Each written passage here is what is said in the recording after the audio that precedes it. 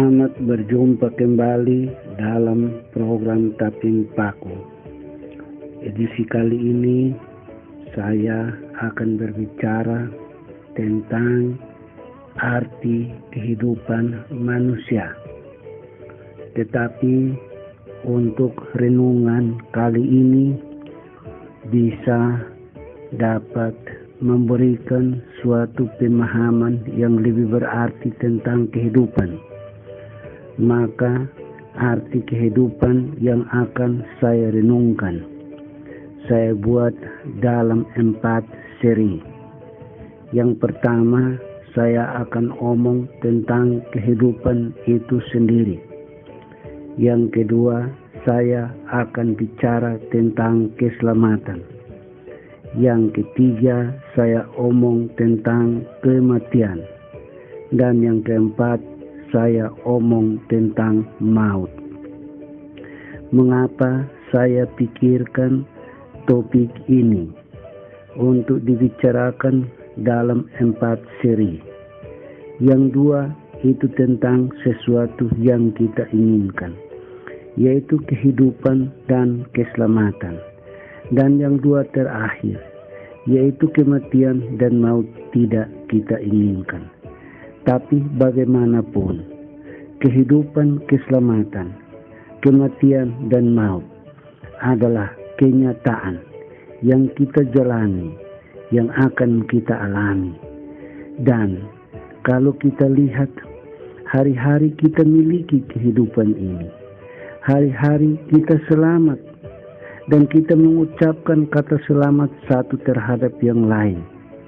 Dan hari-hari selama kematian dan maut belum kita alami, tapi kita menyaksikan itu terjadi dalam kehidupan orang-orang di sekitar, membuat kita panik, membuat kita takut, membuat kita tidak tenang. Dan karena itu harus kita pikirkan, harus kita renungkan, daripada kita kadang melamun kosong, daripada kita bercerita tentang hal-hal yang mungkin ada yang baik, tapi lebih banyak kita bicara tentang sesuatu yang tidak ada artinya. Maka saya mencoba mengajak pendengar semua membuang waktu kita, mengisi pikiran kita, perasaan kita tentang hal-hal yang perlu kita pikirkan. Mengapa?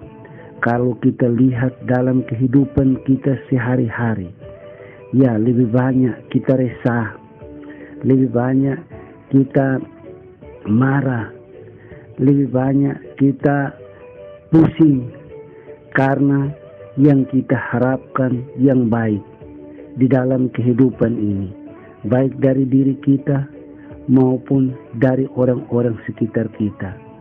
Kehidupan yang baik sebagai tanda kita selamat, yang menuntun kita kepada keselamatan. Tapi faktanya yang tidak baik, yang membahayakan, yang memberi peluang kepada kematian dan kepada maut.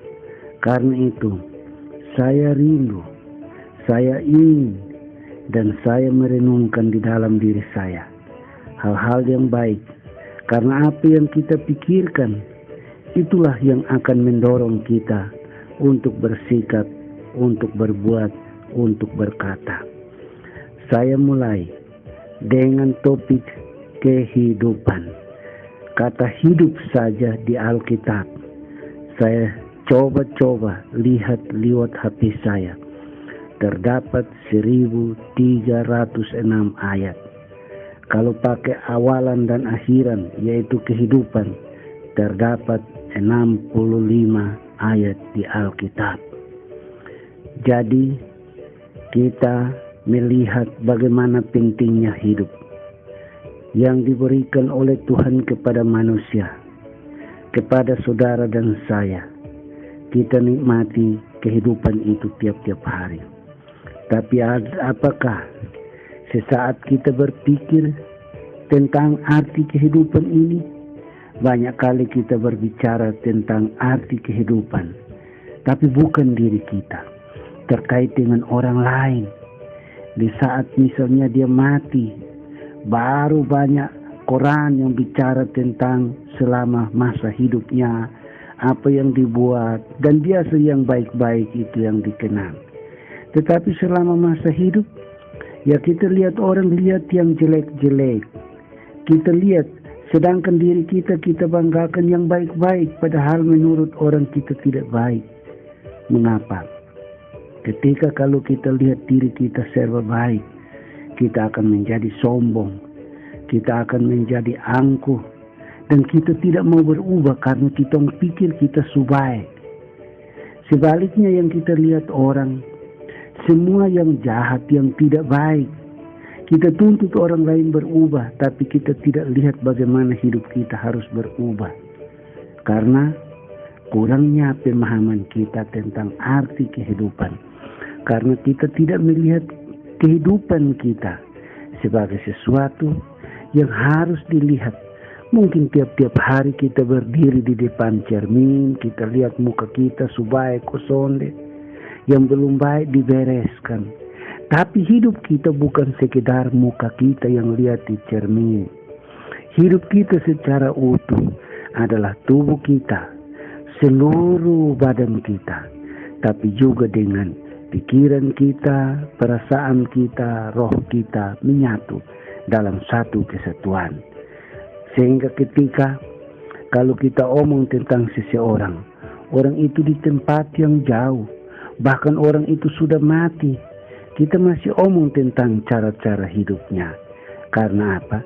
Kehidupan ini tidak sekedar sosok tubuh yang ada, yang kelihatan, yang tampil. Entah tinggi, entah pendek, entah besar, entah kecil, dan sebagainya. Hidup ini sesuatu yang unik, sesuatu yang tentu kita semua miliki hidup dan kita tahu tentang kehidupan itu.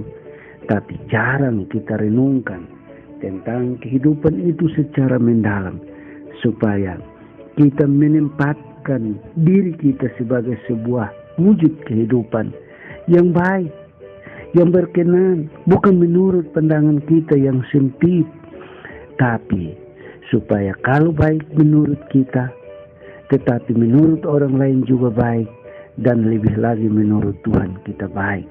Jangan sampai kita hanya puji diri kita angkuh dan kita tinggi hati, kita bilang kita baik, tapi semua orang di sekitar kita cebir bibir, tidak suka lihat kita, tidak suka dengar kata-kata kita, menghindar dari kita. Karena itu, saya mengajak kita semua coba memahami, melihat dulu ke dalam diri kita sebelum kita melihat kepada kehidupan di sekitar kita. Melihat diri kita secara jujur, melihat diri kita secara hati yang tenang, yang teduh di saat yang sepi. Jikalau perlu, marilah lebih banyak kita menasihati diri kita. Kalau saya sering katakan, lu bikin ini dan ini, sewaktu saya bilang, hai Ayub, harus begini dan begitu. Ya, saya omong begini karena kadang di depan cermin besar saya sengaja lihat diri saya. Saya bilang, saya lihat hanya dari luar. Tapi andai kata mata Tuhan dipasang di mata saya untuk melihat sampai yang paling dalam-dalam, barangkali saya lihat kotor dan bangkainya, busuknya kehidupan saya sehari-hari. Dan karena itu, perlu kita buang waktu, perlu kita siap waktu merenungkan arti kehidupan. Nah, omong tentang kehidupan, omong tentang hidup itu sendiri, hanya kita akan lihat sebatas selagi ada nafas kehidupan. Karena omong tentang hidup, omong tentang kehidupan, berarti kita omong tentang kenyataan hidup itu sendiri. Dan kenyataan hidup itu sendiri bagi manusia ditandai dengan nafas kehidupan. Siang malam, nafas itu dia akan masuk dan keluar, merupakan udara yang ditarik ke dalam, kemudian disemprot keluar, dan kita pikir itu angin kosong. Karena itu kita bisa gunakan ya kehidupan ini, tapi kita tidak memahami apa arti makna daripada nafas kehidupan itu.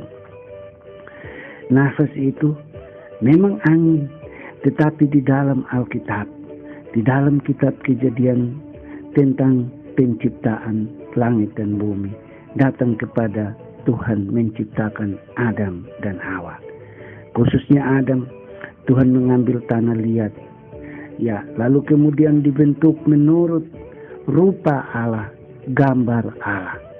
Lalu kemudian tanah liat, tanah yang beku, tanah yang mati, tanah yang tidak hidup itu dihembuskan nafas, ditiupkan angin, dan itu sebenarnya adalah roh.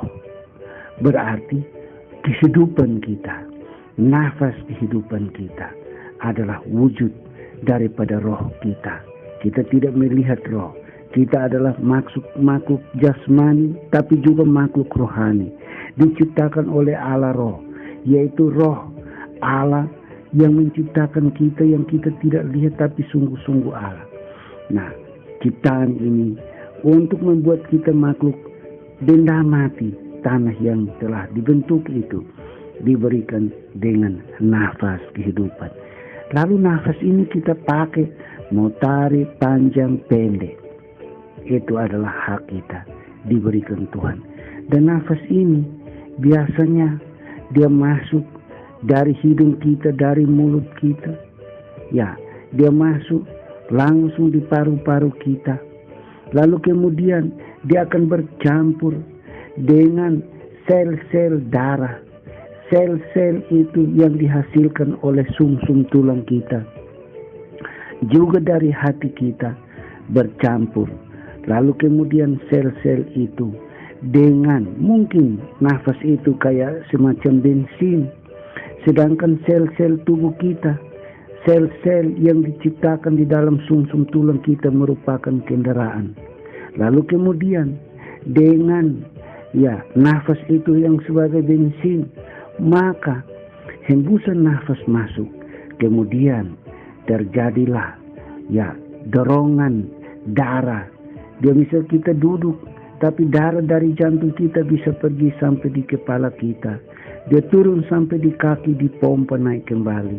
Dan nafas kehidupan kita itu sebenarnya yang akan merupakan oksigen, gas di dalam tubuh kita untuk dia bisa membawa darah kita dari mana ke mana untuk membuat tubuh kita yang sebenarnya mati ini, tubuh kita yang berpotensi busuk kalau sudah mati, dia menjadi tubuh yang hidup. Maka nafas ini telah membasahi, telah bersama dengan darah membasahi seluruh jaringan tubuh kita, sehingga menjadi tubuh yang mentah, menjadi tubuh yang hidup. Selama nafas kehidupan ini kita miliki, menunjukkan kita hidup. Tapi pertanyaannya, nafas ini bukan sekedar angin kosong, tapi nafas ini, selagi nafas kita bisa keluar dengan leluasa, tanpa tersendat. Sebelum nafas kita tersendat-sendat, lalu menuju pintu kematian, kita boleh ketawa, kita boleh senang, kita boleh murung dan sebagainya. Tapi nafas ini adalah suatu pemberian, adalah suatu kasih karunia daripada Tuhan. Dan ketika nafas ini kita nikmati, hendaknya, sebenarnya, sesungguhnya kita tahu bahwa kita disertai oleh Tuhan. Jadi dengan memiliki nafas tiap-tiap hari, secara bebas, secara tidak ada hambatan, sebenarnya kita tahu bahwa kita tidak hidup sendiri, tapi Allah di dalam diri kita. Allah yang meniupkan nafas itu, merelapkan nafasnya terjadi dalam hidup kita, sehingga kita sebenarnya mempunyai tubuh yang berpotensi busuk, yang berpotensi mati dan kaku, karena nafas ini membawa darah yang terjadi, yang dihasilkan di dalam tubuh kita atas kuasa Tuhan, membuat tubuh ini menjadi mentah, menjadi aktif, menjadi bergerak, dan menjadi hidup.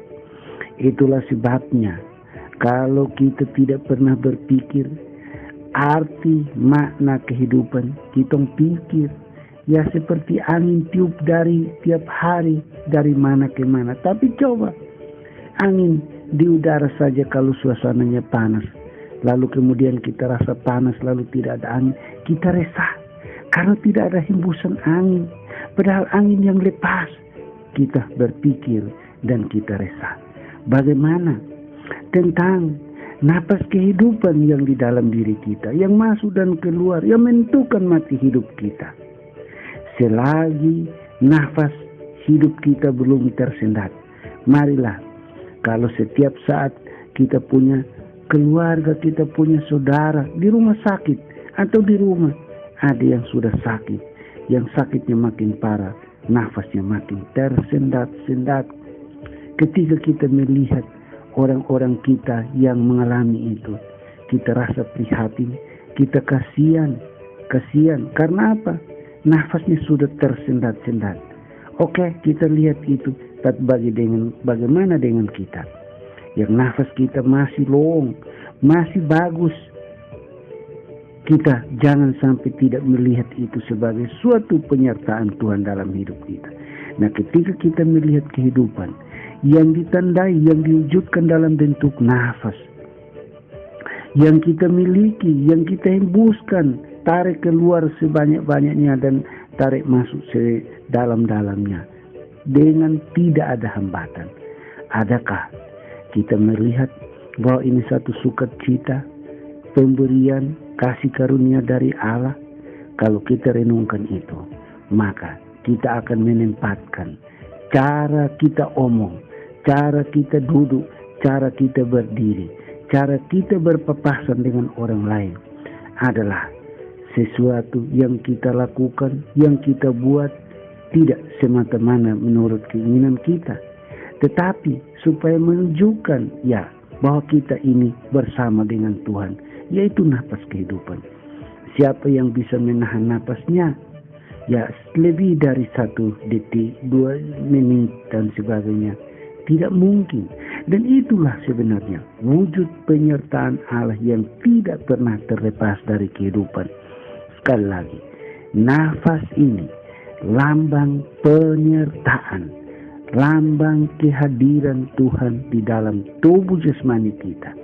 Dan bukan hanya tubuh jasmani kita, karena di mana tubuh jasmani kita, di situ kita bawa otak kita, di kepala itu pikiran kita. Kita bawa dada kita, di dalamnya ada hati dan perasaan kita. Berarti Tuhan secara tidak langsung nampak, nyata, hadir di dalam diri kita. Kalau Tuhan di dalam diri kita, patutkah kita melakukan hal-hal yang tidak baik, hal-hal yang dosa, hal-hal yang menjengkelkan? Ini menjadi pertanyaan. Jadi, kalau setiap pagi begitu kita bangun, nafas kehidupan kita lancar, mari kita memikirkan Tuhan telah bersama dengan. Jangan kita lihat kepada sulitnya hidup. Jangan kita melihat kepada keadaan kita yang serba kurang, serba tidak baik. Jangan kita melihat banyak orang yang bermusuhan dengan kita, atau rasa nyeri pada badan kita bagian lain, tapi nafas masih lancar. Tapi kalau nafas kita tersendat-sendat juga, syukur masih ada nafas. Tuhan belum tarik itu nafas kehidupan harus disyukuri. Dan tidak sekedar disyukuri dalam pikiran, dalam perasaan, tapi dalam kenyataan kehidupan kita. Tapi sebelum kita berbuat sesuatu, sebelum kita omong sesuatu, dalam bayangan saja itu kita sudah memuliakan Tuhan.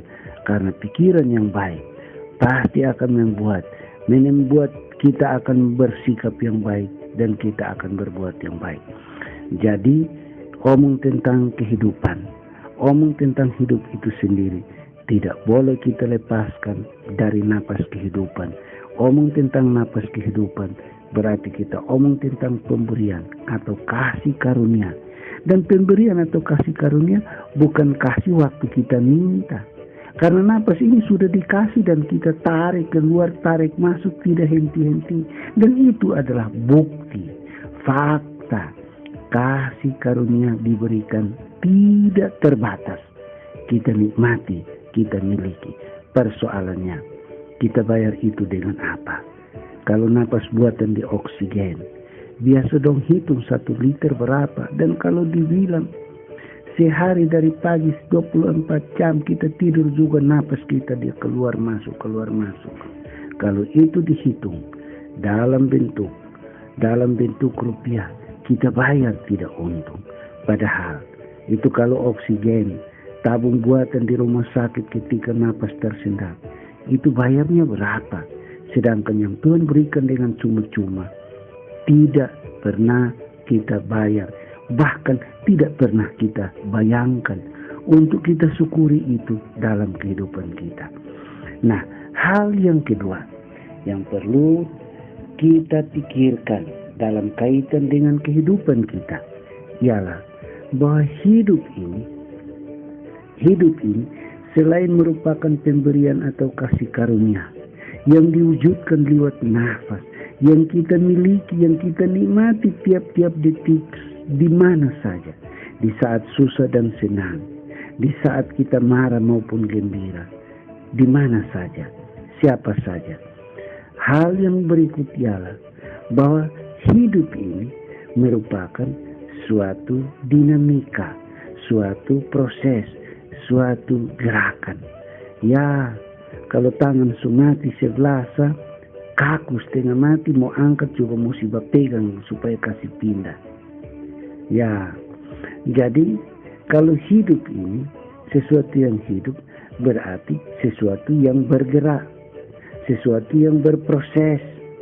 Coba lihat kehidupan kita sejak dari kecil misalnya, begitu lahir. Ya, dipegang pakai tangan sah, tetapi ketika dia dibiarkan, dia makan dan minum, dia dengan sendirinya berproses, dia bergerak. Akhirnya apa? Dia cepat berubah dari kecil menjadi besar. Jadi hidup ini tidak hanya merupakan kasih karunia, pemberian yang diwujudkan dalam nafas kehidupan, tetapi nafas kehidupan yang dimiliki, dia akan membuat kita berubah, berproses, bergerak, dan sebagainya. Nah, di dalam edisi sebelumnya, edisi yang tentang tubuh, itu kita lihat bahwa saya merenungkan bahwa yang saya baca dari buku-buku kesehatan, manusia itu tadi mulai dari satu sel atau satu butir debu yang sangat kecil yang tidak dapat dilihat dengan mata kecuali pakai kaca pembesar. Lalu kemudian nanti satu sel ini yang terjadi pembuahan antara sel dari suami, sel dari laki-laki dengan telur dari perempuan. Akhirnya tadi satu membelah diri menjadi dua, dua membelah diri menjadi empat, empat membelah diri menjadi 8 menjadi 16 menjadi 32, terus dan seterusnya. Sampai 1 kilogram berat badan saja terdiri dari 1 triliun sel. Nah, ini menunjukkan begitu halusnya sel-sel sehingga tidak dapat dilihat dengan mata. Tetapi di dalam sel itu sendiri ada gerakan-gerakan di dalam sel, sehingga orang-orang ahli kesehatan tentang genetika pakai kaca pembesar untuk melihat lebih jauh apa yang terjadi di dalam butir-butir, tiap butir sel.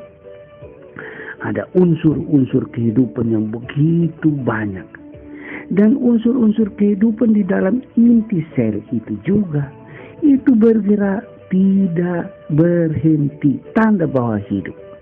Karena kalau satu butir sel saja dia tidak bergerak, berarti dia mati. Nah, ketika satu butir sel dia menjadi mati, maka dia tidak berdiri sendiri, tapi butir sel itu akan lengket dengan butir sel yang lain. Nah, kalau dia mati, dia busuk, akan membusukkan sel-sel yang lain. Coba saja, kalau misalnya apel busuk ditaruh di dalam keranjang dari apel bak lain, karena dia busuk, lama-lama dia membusukkan apel-apel yang lain, dan lama-lama satu keranjang itu busuk semua. Karena itu, kalau di dalam sel itu dia masih hidup, maka dia menjadi mentah. Dia bergerak dan terus bergerak dan membela diri. Maksudnya, ya, tadinya satu menjadi dua, dua menjadi empat, dan seterusnya. Tapi ketika misalnya saja tubuh kita, ya kalau sudah besar, sudah di atas 20-an, tubuh kita tidak bertambah lagi, tambah tinggi lagi, tambah besar mungkin, tambah gendut mungkin. Tapi di umur-umur tertentu yang merupakan puncak badan kita bergerak, kita sudah tambah lagi, tapi dia susut pelan-pelan. Tadi gendut, mulai kerut sini sana, lama-lama layu sini sana, lama-lama badan menjadi kecil.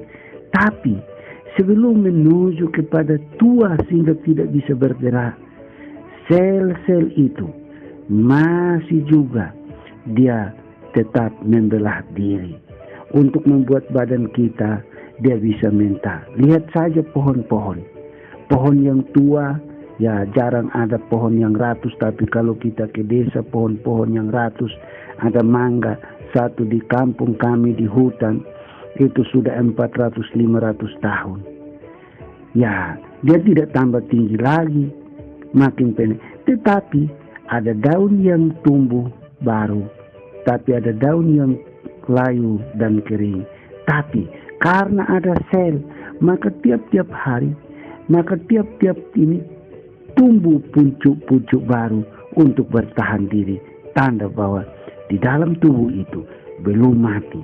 Jadi ada gerakan-gerakan di dalam tubuh kita, mulai dari unsur-unsur sel yang paling kecil. Ada gerakan luar biasa.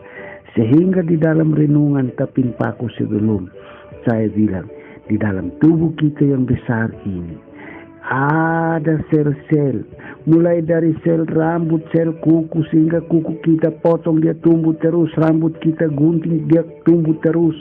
Karena ada gerakan-gerakan, ada dinamika, ada pertumbuhan, ada perkembangan sel di dalam badan kita. Ada gerakan luar biasa. Tapi kadang hanya gerakan di dalam, tapi tubuh kita besar, tangan kita lipat tangan, badan kita tidur, kita duduk terus menerus.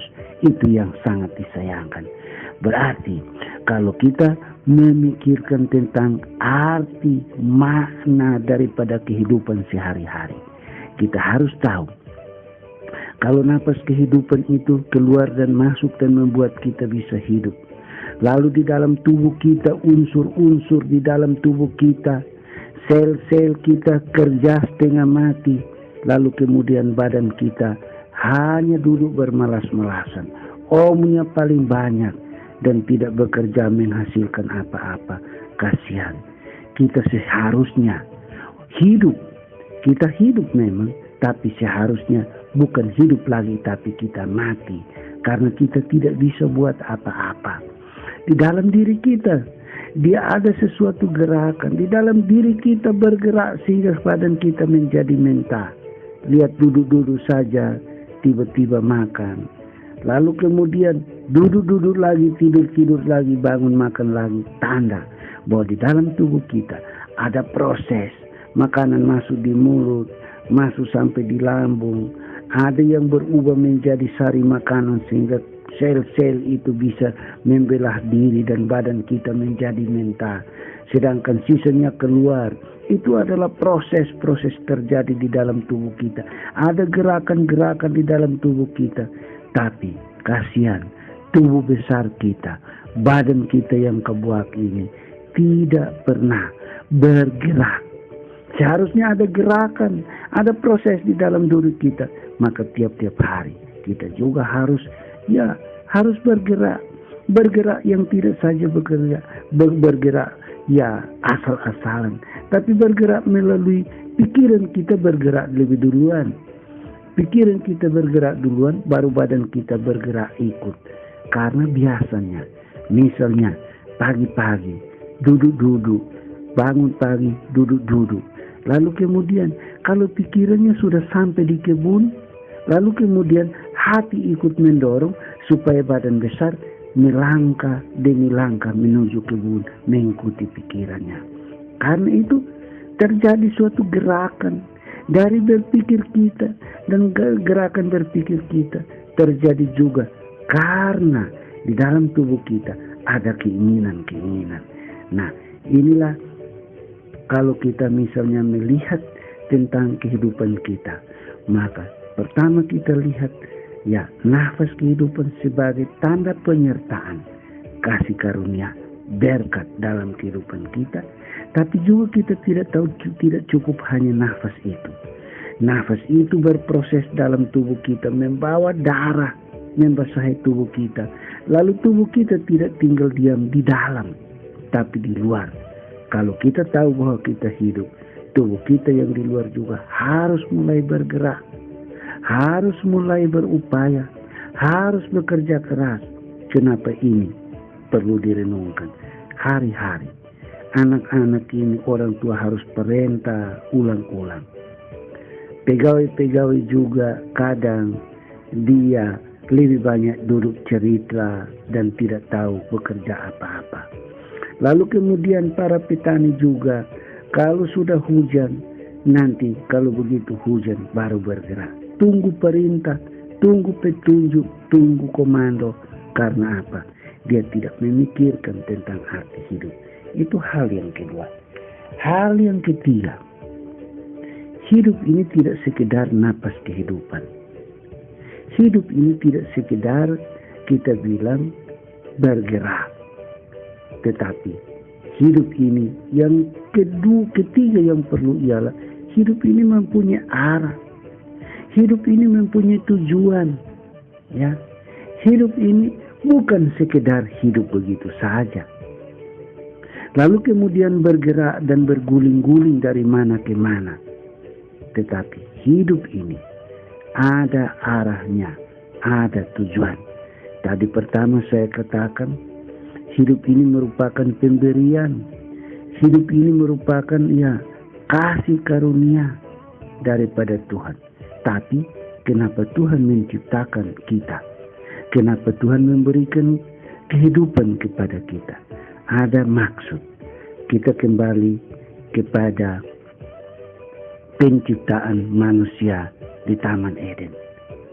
Ya, atas mau Tuhan untuk membentuk tanah liat, untuk meniupkan nafas kehidupan.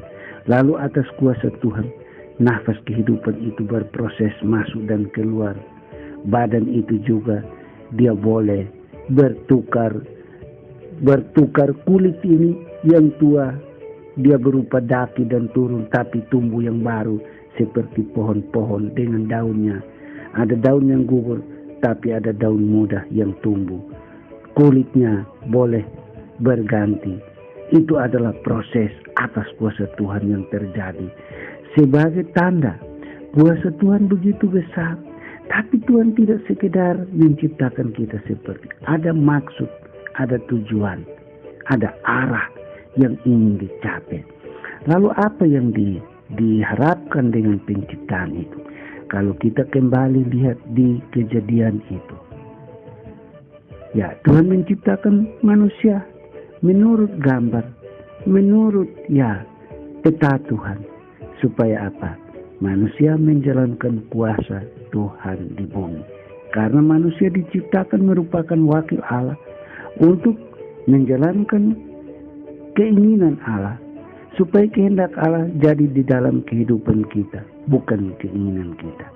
Kalau kita lihat di dalam Kejadian, setelah menciptakan manusia baik adanya, maka dia memberikan kuasa untuk berkuasa dengan kuasa Tuhan. Ya, dia berkuasa atas kehidupan burung-burung di udara, ikan-ikan di laut, dan semua binatang di darat.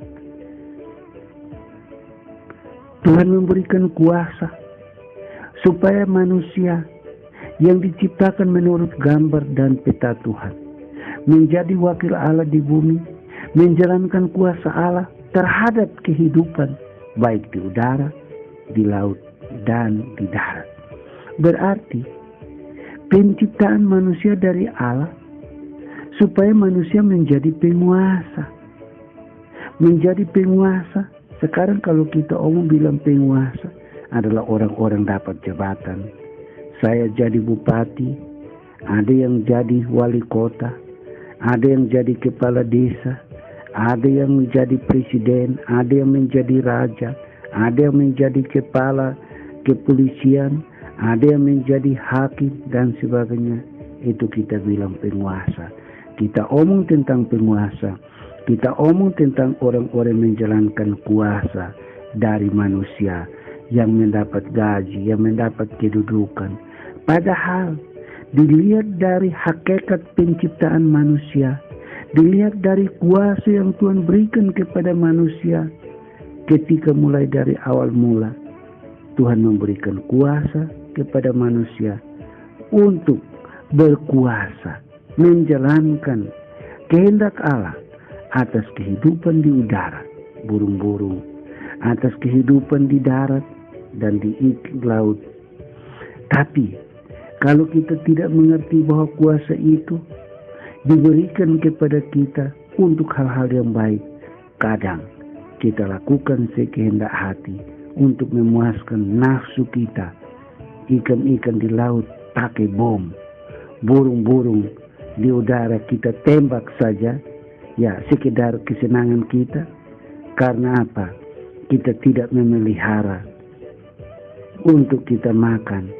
Ingat, Tuhan memberikan kuasa untuk kepada manusia terhadap kehidupan di udara, di laut, dan di darat. Tapi bukan hanya kuasa itu juga. Ada dua, berkuasa atas kehidupan di udara, di laut, dan di darat. Lalu yang kemudian Tuhan membuat kehidupan di Taman Eden semua baik adanya dan lengkap. Lalu kemudian perintah Tuhan, usahakanlah dan peliharalah taman itu. Berarti Tuhan tidak sekedar menciptakan manusia dan memberikan kuasa kepada manusia menjadi penguasa, tetapi menjadi pengusaha. Kuasa itu dijalankan juga sebagai pengusaha. Omong lagi, kalau manusia sebagai pengusaha, kita omong orang-orang kaya yang punya pabrik, yang punya oto, yang punya uang banyak dan sebagainya sebagai penguasa.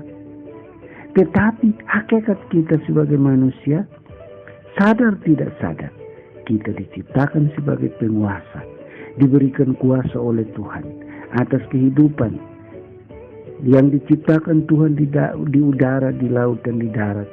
Dan Tuhan juga menciptakan kita, menempatkan kita di bumi untuk menjadi pengusaha. Sehingga di pekarangan kita tidak ada lombok, kita tanam lombok.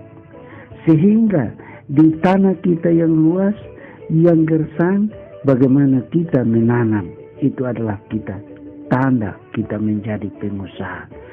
Supaya dengan kuasa yang diberikan kepada kita, dengan hak yang diberikan kepada kita sebagai pengusaha untuk memelihara yang baik tetap baik, kita harus sadar bahwa dalam kehidupan kita harusnya kita pahami, kalau hari ini masih ada napas kehidupan, kalau hari ini masih ada kemampuan untuk bergerak sebagai manusia yang diberikan kasih karunia Tuhan, diberikan kuasa dan diberikan hak untuk berusaha, maka hidup hari ini dari pagi sampai sore, apa yang kita lakukan, apa yang kita kerjakan, ini harus kita pikir tentang hal-hal yang jauh, tetapi ditarik apa yang saya lakukan hari ini, Apa yang lakukan pagi ini, siang ini dan sore ini.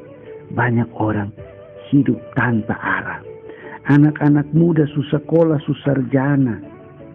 Dia hari-harinya hanya tuntut orang tua bikin apa bagi dia.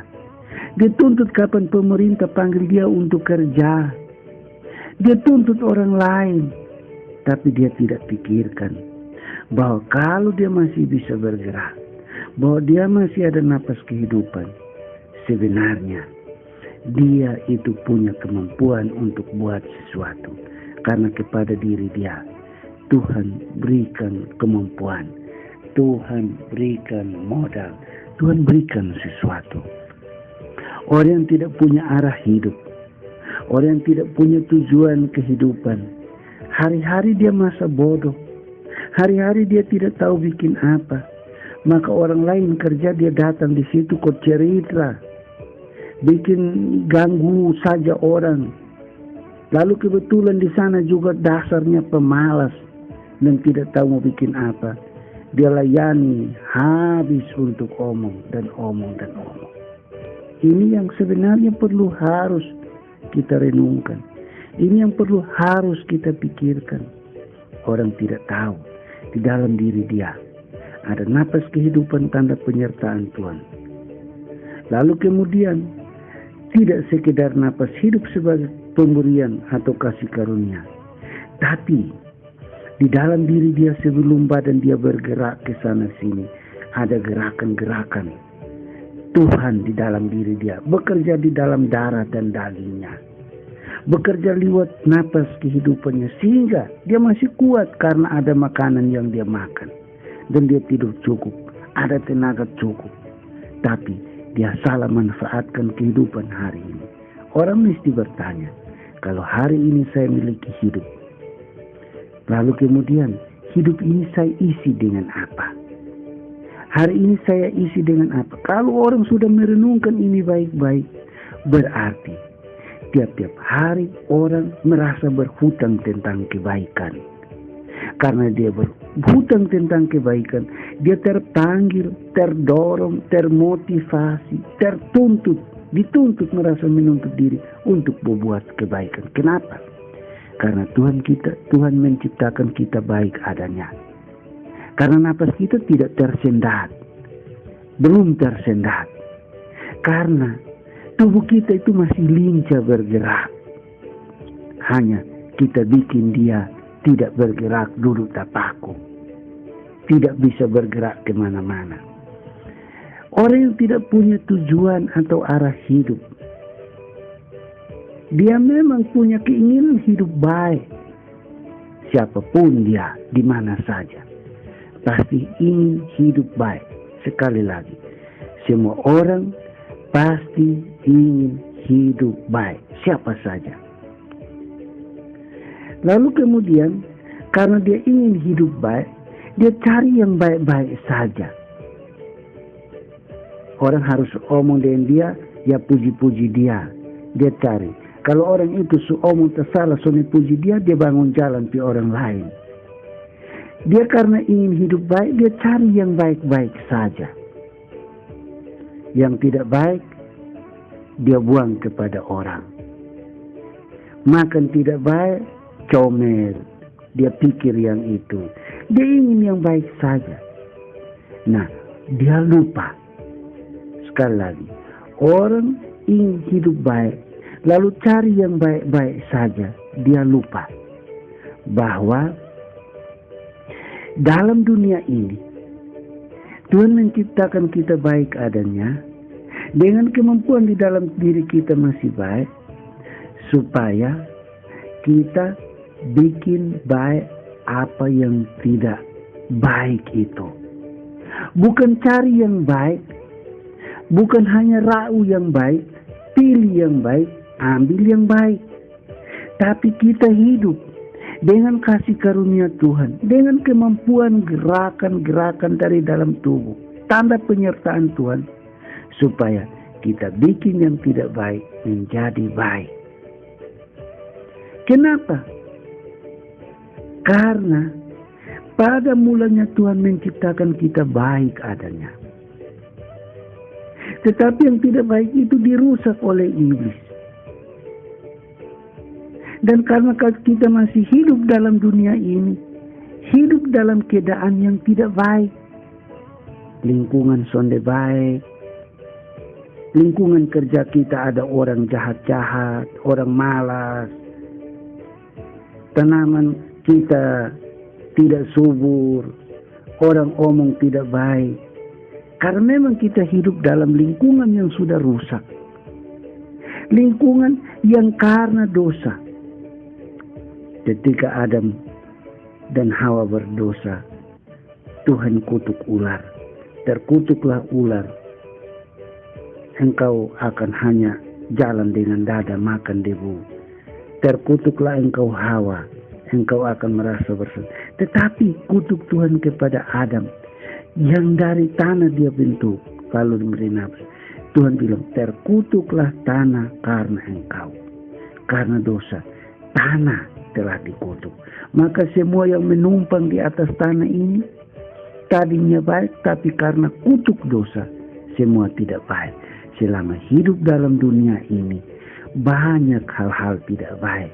Karena dunia ini penuh dengan dosa. Pasti akan ada pemulihan di waktu yang akan datang. Tetapi, supaya di dalam dunia yang tadinya baik dan rusak ini, kembali menjadi baik, Tuhan menggunakan hidup manusia. Karena manusia diciptakan oleh Allah dalam keadaan baik adanya. Selama napas itu belum tersendat, selama gerakan tubuh kita belum sudah ke orang tua-tua supaya kaku dan lamban untuk melangkah. Kita dipakai oleh Tuhan untuk bikin baik situasi di sekitar kita. Untuk kita bikin baik yang tidak baik. Semua orang ingin hidup baik. Lalu cari saja yang baik-baik. Berarti dia hanya mau menikmati. Dia bukan menjadi orang yang ditempatkan Tuhan menjadi pengusaha. Bukan menjadi pengusaha untuk bekerja bagi Tuhan. Berarti dia lupa diri. Dia tidak tahu arti kehidupan dia sesungguhnya. Supaya kita tahu arti kehidupan kita. Kita terpanggil. Sekali lagi, kita terpanggil untuk bikin baik apa yang belum baik. Orang di sekitar kita yang jahat-jahat, Tuhan pakai kita. Tuhan pakai kita untuk membuat orang yang tidak baik menjadi baik. Ya, saya ingat ada satu ayat di Yakobus pasal 5 ayat 20. Siapa yang buat orang berdosa berbalik dari jalan sesat, ia menyelamatkan jiwa orang itu dari maut dan menutupi banyak dosa. Sekali lagi, siapa yang buat orang berdosa berbalik dari jalannya yang sesat, ia akan menyelamatkan jiwa orang itu dari maut dan menutupi banyak dosa. Bahkan di mana kok dia bilang kalau mentobatkan satu orang, malaikat di surga itu bersorak-sorai. Nah, hari-hari di sekitar kita banyak yang tidak baik. Bukan kita menghindar, bukan kita mencaci maki. Kalau kita memiliki hidup ini, kalau kita merenungkan arti kehidupan ini, hidup kita sebagai pemberian untuk kita pakai bagi kemuliaan nama Tuhan.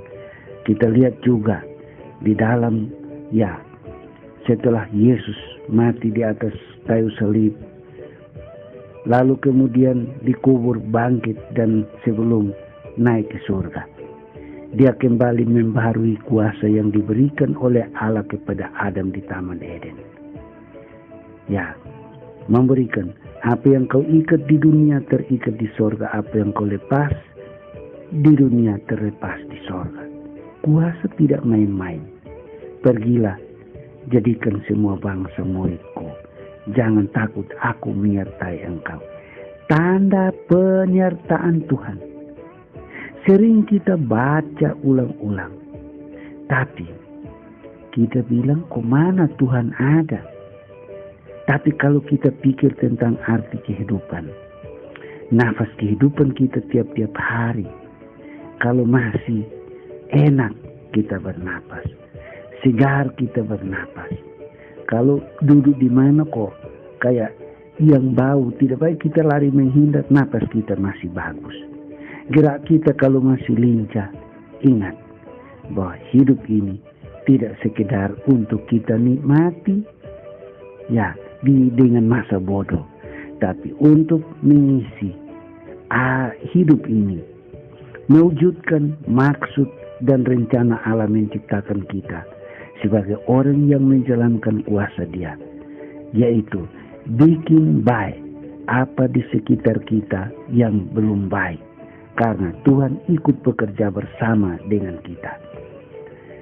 Dan hal yang terkait dengan perenungan tentang arti kehidupan, tadi kita lihat hidup ini sebagai sebuah pemberian atau kasih karunia, tanda penyertaan Tuhan dalam bentuk napas kehidupan. Kita juga lihat napas kehidupan ini memberi arti yang besar bagi kehidupan, bahwa hidup ini bukan hanya udara yang masuk dan keluar sebagai tanda kasih karunia dan penyertaan Tuhan, tapi hidup ini berproses dari dalam tubuh kita. Ada gerakan-gerakan di dalam tubuh kita sehingga badan kita juga bisa bergerak, dari pindah dari tempat ke tempat, tubuh kita bisa bertambah besar dan seterusnya. Tetapi ini semua dilihat sebagai suatu kemampuan, sebagai berkat, sebagai pemberian, supaya kita tidak sekedar menikmati hidup, tapi mengisi hidup kita dengan kegiatan, dengan aktivitas, supaya tujuan hidup kita tercapai. Kalau kita mau untuk jadi baik, kita mulai bergerak bikin baik dari apa yang ada di sekitar kita. Tanda bahwa kita ingin baik, Tuhan akan ikut bekerja bersama dengan kita. Dan yang berikut ialah bahwa hidup ini ada masa akhirnya.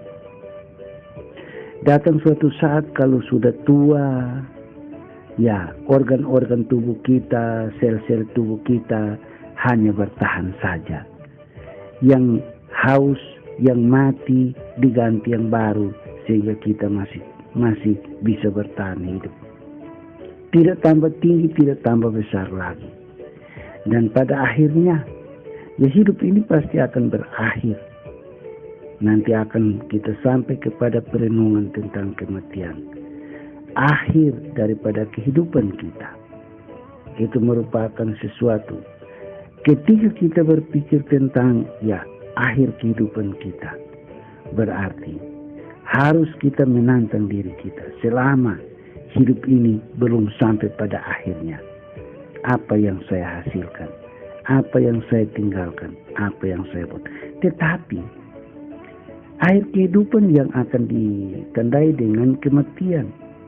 Saya mau untuk kita tarik tidak terlalu jauh pikir tentang kapan kita mati dan sebagainya. Tetapi masa akhirnya daripada suatu kehidupan, berarti kita omong tentang napas, dan napas itu terus menerus. Tetapi yang kita omong bukan hanya napas, tapi gerakan-gerakan. Kalau sehari dari pagi sampai siang, sebelum pada malam untuk kita beristirahat malam, sebelum kita beristirahat malam, harus kita tanyakan, sekarang hidup hari ini sudah selesai dengan jam beristirahat. Kita melihat apa yang kita hasilkan.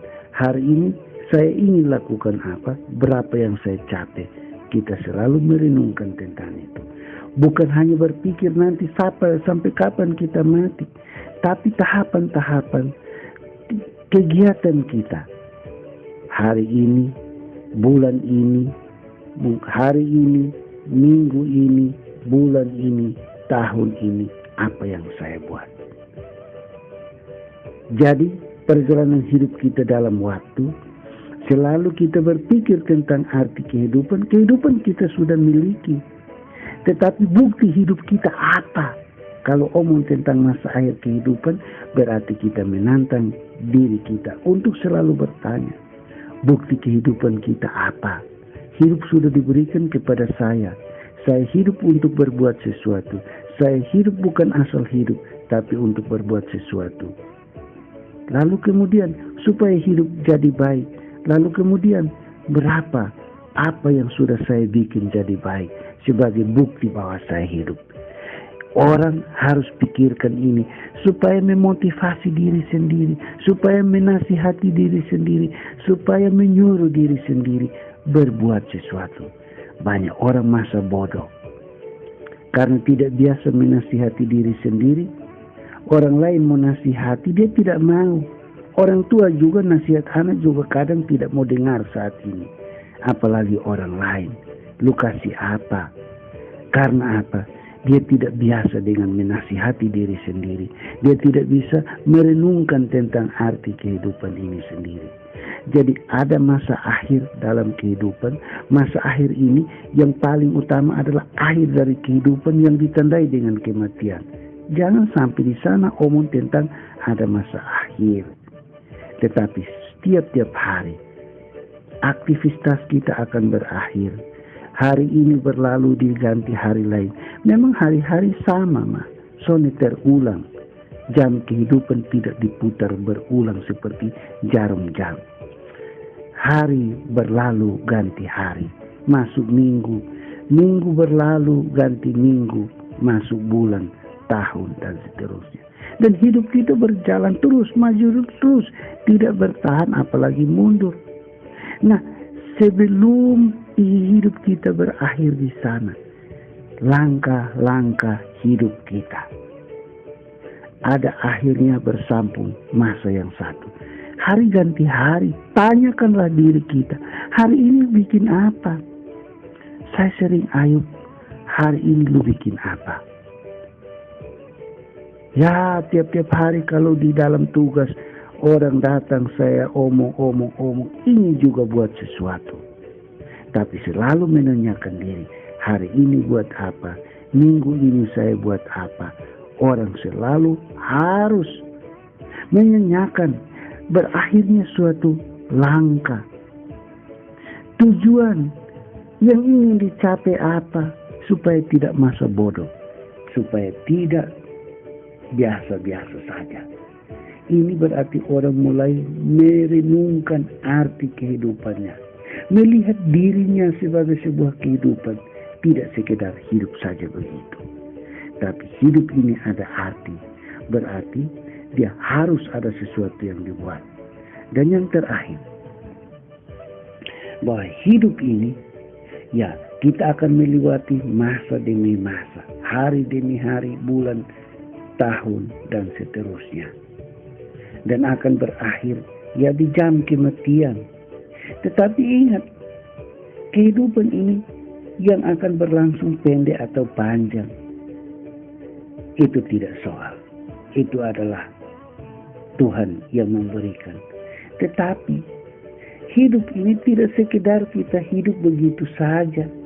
Tapi hidup ini di terakhir, di hari-hari terakhir, harus dipertanggungjawabkan. Harus dipertanggungjawabkan kepada Tuhan yang memberikan kehidupan. Karena itu, sebelum kita menginjak hari terakhir dari masa kehidupan kita, hari sebelum kita memasuki masa jam kematian kita, yang kita renungkan ialah tiap-tiap hari apa yang kita buat, apa yang kita bikin.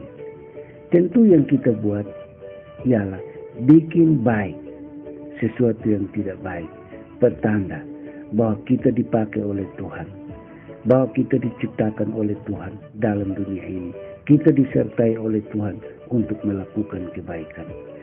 Kita masing-masing memiliki hidup selama Tuhan berkenan. Tetapi tidak semua orang berusaha untuk memahami arti kehidupannya. Yang dia pikir ialah bagaimana supaya hidup menjadi baik. dan dia cari hal-hal yang baik saja.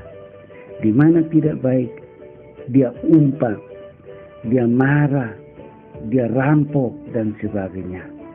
Dan dia tidak tahu bahwa Tuhan pakai diri dia.